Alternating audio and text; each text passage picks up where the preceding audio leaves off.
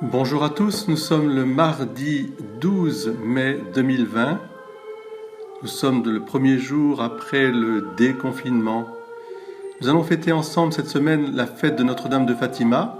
Et toute cette semaine, je voudrais méditer avec vous cette apparition au Portugal qui a éclairé à partir de 1917 la compréhension de l'histoire du XXe siècle. La révolution bolchevique et les ravages dans le monde entier du communisme, la fin de la guerre mondiale et l'annonce de la Deuxième Guerre mondiale, le pontificat de Jean-Paul II et la chute du mur de Berlin, liés à la consécration du monde au cœur immaculé de Marie.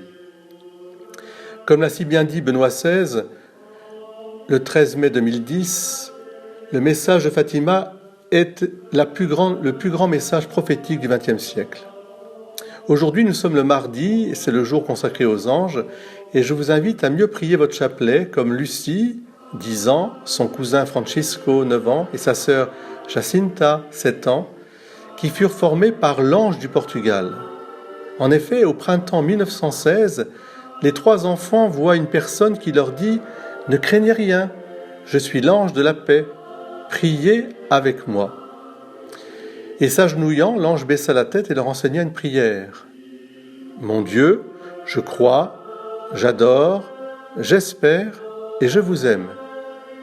Je vous demande pardon pour ceux qui ne croient pas, qui n'adorent pas, qui n'espèrent pas, qui ne vous aiment pas. » À la 3e apparition, il se présente comme l'ange du Portugal, la dernière apparition s'accompagnant d'une théophanie eucharistique suivie d'une communion miraculeuse. Ces apparitions de l'ange font bien partie du message prophétique de Fatima. Elles révèlent d'abord que les anges existent. Ensuite, que l'Eucharistie n'est pas un symbole, c'est vraiment le corps et le sang de Jésus mort et ressuscité. Et puis, l'ange du Portugal, c'est vraiment un modèle pour les parents éducateurs. Je pense qu'aujourd'hui, nous avons vraiment besoin de cette présence des anges. Et vous, chers parents, chers enfants, eh bien, vous pouvez les appeler et leur demander aussi de vous aider dans cette éducation à la prière, à l'adoration et à la réparation. Les enfants, nous en faisons l'expérience, aiment la prière que l'ange a apprise aux 3 petits voyants de Fatima. Cette prière aide aussi les adultes, particulièrement lorsque nous nous trouvons un peu secs, un peu arides, devant le Saint-Sacrement. Développons notre relation avec notre ange gardien et les autres anges.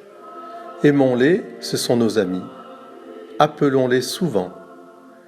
Et puis avec l'ange de Fatima, disons « Mon Dieu, je crois, j'adore, j'espère et je vous aime. Je vous demande pardon pour ceux qui ne croient pas, qui n'adorent pas, qui n'espèrent pas, qui ne vous aiment pas. » Très bon mardi et à demain pour parler précisément de l'apparition de Marie à Fatima.